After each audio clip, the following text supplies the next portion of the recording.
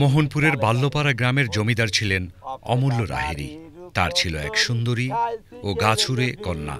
সারাদিন পাড়া বেড়াত, মনের হাউসে জনসমুখে সিগারেট বিড়ি টানত।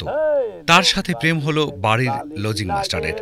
বিলের দিগন্ত বিস্তারী জলে নৌকার গলুইতে বসে সেই কাহিনী নিয়ে রচিত হলো গান। এদিক সেদিক গুইরা বেড়ায়, খায় সিগারেট বিড়ি, লইয়া ফেলা লম্বা চুলের বালিশ লাগে না, লম্বা চুলের বালিশ লাগে না, লইয়া ফেলা লম্বা চুলের বালিশ লাগে না। শামসুল আলম জাগির থাকে ওই লাহিরির বাড়ি, অপেলারে নিয়ে আবার হইল দেশান্তরি, লইয়া ফেলা লম্বা চুলের বালিশ লাগে না। হ্যাঁ, বলছিলাম সারি গানের কথা। ছাদ পিটানোর সময়, নৌকা বাইচের প্রতিযোগিতায়, খেতে কাজ করার সময় বা ধান বানার সময় সারি গান গাওয়া হয়। সারি গান অনেক সময় আমাদের জীবনবোধের কথা মনে করিয়ে দেয়।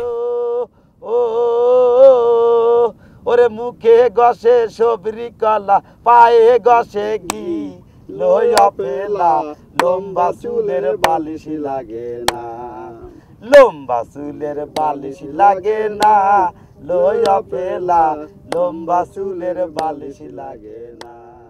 ইতিহাস, ধর্মকথার আশ্রয়ে রচিত হয় স্বভাব কবিদের রচিত এ গীত। সুরলালিত্যে ভরপুর সারি গান নিজ বৈশিষ্ট্যে নিমিষে মানুষের মনকে আকর্ষণ করে। বাংলা লোকসংস্কৃতিতে সারি গান একটি অনন্য সংযোজন। শাহজাদপুরের কায়েমপুরের গ্রাম চীনাদুকুরিয়া, চলনবিল সংলগ্ন এই গ্রামের কৃষক নাসির উদ্দিন। কথায় তার ফোটে গানের ফুল। জীবনের অনুষঙ্গ হিসেবে পরিবেশিত এ গান শ্রমসঙ্গীত হিসেবেও গণ্য হয়ে থাকে। হাতে মোহন বাসি রে, বাসি হারাই গেল রে, বাজাইলো বাসি রে, রাধার পরাণ রে, ঘরে থাকতে দিল না, বাজাইলো বাসি।